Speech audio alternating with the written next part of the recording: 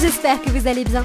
Si vous souhaitez soutenir la chaîne et ne rien rater des Clash Scoop et des Love Stories à venir, n'oubliez pas de liker cette nouvelle vidéo et de vous abonner en cliquant sur le bouton s'abonner. Bonne vidéo à toutes et à tous. Plus sérieusement, c'est bon, on va rentrer dans le vif du sujet.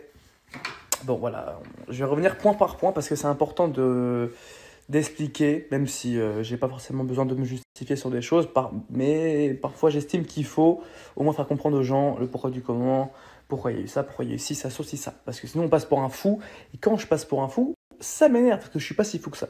Voilà. Il y a des choses que je peux pas encore expliquer tout de suite parce que c'est encore trop tôt, parce qu'il y a des choses qui vont arriver dans le futur, et c'est à ce moment-là que je devrais un peu donner mon avis et ce que moi j'ai ressenti, parce que c'est important de vous faire comprendre mon ressenti, parce que c'est facile de juger à travers une situation, ce qu'on voit genre à l'écran, interpréter dans le sens qu'on veut. Moi je parle de mon ressenti, de ce que j'ai vécu et comment je l'ai vécu aussi, donc et qui ont fait que les causes à effet de ce qui s'est passé ont été du coup vues à l'écran. Voilà.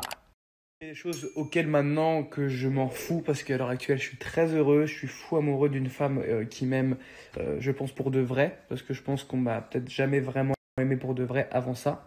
Bébé, I love you so much. Tu réponds pas? Bébé! Quoi? Je t'aime. Moi aussi je t'aime. Voilà, pas compliqué ça. Je vais pas revenir sur ce qui se passait avec cette autre personne avec qui j'étais en pseudo break ou rupture pendant cette diffusion, que je tairai le nom parce que en vrai de vrai je m'en carre la tête totale maintenant, mais c'est vrai qu'à ce moment-là, et c'est important de revenir au moment précis, donc de recontextualiser la situation, j'étais plein de rancœur, plein de regrets, de remords aussi, parce qu'il y a un mélange de tout ça qui ont fait que j'étais dans un tournage avec des gens que j'apprécie normalement de base plutôt beaucoup, et qui malheureusement me voulaient pas que je sois malheureux, que j'ai pas en fait les états d'âme que j'ai eu sur le moment, parce que c'est vrai qu'au début quand je rentre en tournage, premier jour, je suis très malheureux parce que j'ai pas de nouvelles de cette personne-là, du moins des nouvelles très très vagues, et moi je suis un peu perdu parce qu'elle faisait comprendre à beaucoup de personnes, dont mes amis très proches dans ce monde-là de télé, comme Julien Bert bien sûr, et qui disait voilà, Simon je l'attends, s'il a rien fait sur le cross, on se remet ensemble, c'est sûr, machin, on peut tous faire des erreurs, ça arrive, machin.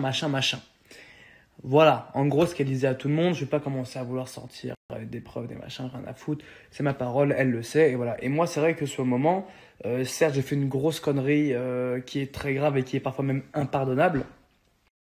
Qui d'ailleurs, moi, je pensais que quand j'avais fait cette merde-là, même si j'avais des raisons, parce qu'il y a eu aussi des comportements qu'elle a eu envers moi avant que je fasse ça, qui moi, j'ai pas trop apprécié. Bref, c'est pas le sujet en vrai.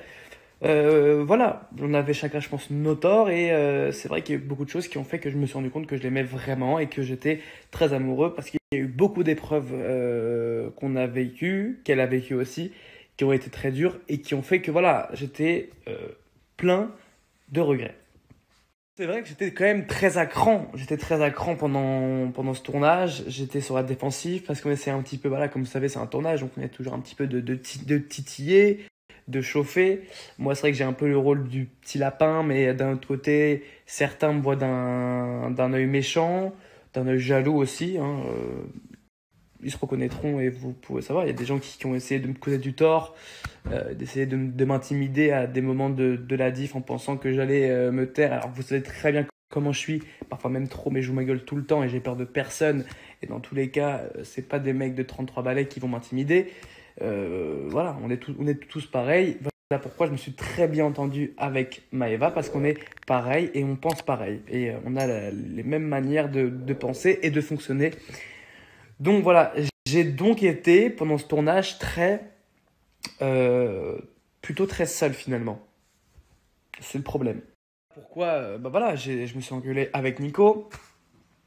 Parce que Nico, c'était un de mes seuls vrais alliés, mes seuls vrais grands frères, conseillers, amis sur place. Et malheureusement, je ne l'ai pas reconnu. Moi, j'ai très très mal pris le soir où je m'embrouille avec Paga et qui voit toute la scène et qui me défendent pas. Alors que tout le monde voit bien que c'est Paga qui m'agresse et qui me parle très mal. Et encore, ça a été beaucoup coupé. Et moi aussi, ce que je dis, ça a été beaucoup coupé parce que j'ai peur de personne. Et comme je l'ai dit, j'ai dit ce que je pensais d'eux. Parce que voilà, ils arrivent avec un... On sent les gens, tu sais, c'est des gens qui font semblant d'être gentils, mais derrière, ils te regardent d'un œil méchant parce qu'ils savent que t'es le jeune, que t'as 21 ans, que tu leur piques un peu leur place. Ils ont peur de ça. En fait, parfois, on a peur. Voilà, je peux comprendre, mais ils font d'une manière très méchante. Et moi, je l'ai senti directement. Je dis pas que Nico est comme ça, pas du tout, mais d'autres, oui. Et moi, ça m'a fait chier parce que je trouvais ça plutôt nul de à chaque fois que les anciens veulent bloquer les nouveaux, ou les jeunes, ou les machins, par ego ou par je ne sais quoi finalement. Et du coup, moi, c'est vrai que cette période de tournage-là, j'ai très mal vécu par rapport à Marrakech. C'était une expérience mais incroyable avec beaucoup plus d'amour et beaucoup plus de sincérité et beaucoup moins de conflits, même si oui, il y a eu les histoires avec Kylian et tout qui ont un petit peu entaché cette fin de tournage. Mais voilà, dans la globalité, c'était plutôt de la sincérité et plutôt assez good vibes, comme on dit chez nous. Donc c'était un peu compliqué et c'est vrai que je me suis un petit peu laissé emporter par un mélange d'incompréhension, un mélange d'amour que j'avais pas, un mélange de solitude en fait que j'ai dû transformer par de la nervosité, de la haine, et enfin pas de la haine mais voilà des coups de sang. Voilà, des coups de sang, c'est le bon mot. Donc quand tu as ce sentiment-là d'être pas compris, d'être pas épaulé, même s'il y avait que Maëva qui était là pour moi et qui me conseillait, quand en plus tu as la fille que t'aimes à cette période-là qui te fait la misère, qui te fait bouffer ta mère tous les jours très très fort, même si oui je le mérite en partie, mais à différents degrés, je pense à un degré beaucoup moins fort parce qu'elle m'a vraiment fait vivre la misère. C'est vrai que moi je me retrouve dans une situation quand même pas ouf, où j'ai plus de repères, où du coup je suis un peu en électron libre qui est prêt à péter à tout moment. C'est le problème. Donc quand un mec qui est en électron libre, qui est de base plutôt sanguin et très nerveux, même si certains n'arrivent pas à dire que je suis nerveux, que je suis un peu nerveux, si je suis un vrai nerveux, je suis un vrai sanguin, même si je suis pas un Golgoth, je fais pas de la salle tous les jours et je me pique pas aux stéroïdes, je suis un nerveux.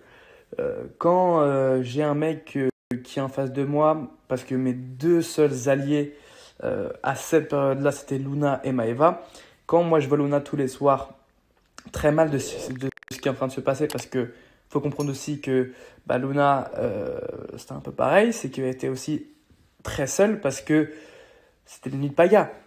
Enfin, l'ennemi, c'était Paga voulait plus la voir, Paga, voilà, du coup, tout le monde un peu était contre elle. Donc, quand je vois ça, que Tristan l'a fait passer pour une menteuse, pour une folle, pour n'importe quoi, que derrière lui, il passe pour le gentil mec, qui fait jamais rien, au bout d'un moment, tu vois, frérot, moi j'ai un peu envie qu'au bout d'un moment, les mecs portent ses couilles et qu'il dit, voilà, moi je fais ça la nuit, machin, et que tout le monde le sache, et qu'au moins c'est fait. Moi je voulais pas m'embrouiller avec lui corps et âme, c'est que moi, au bout d'un moment, le mec nie en bloc, alors que le mec, la nuit, avoue les choses, et qui d'après devant la cam, il dit moi non, jamais, j'ai rien fait et tout. Moi ça m'a fait péter les plombs. Parce qu'en fait, même si oui, c'est pas mon histoire de base, moi en fait, ce qu'on voit pas et ce qu'on comprend pas, c'est que je suis proche de Luna et de Maëva à fond, que la nuit je la vois malheureuse, qu'elle est pas bien. Donc il n'y a pas de pseudo-plan d'embrouiller Tristan ou pas. Non, juste que la nuit, Luna est pas bien, moi ça me fait de la peine.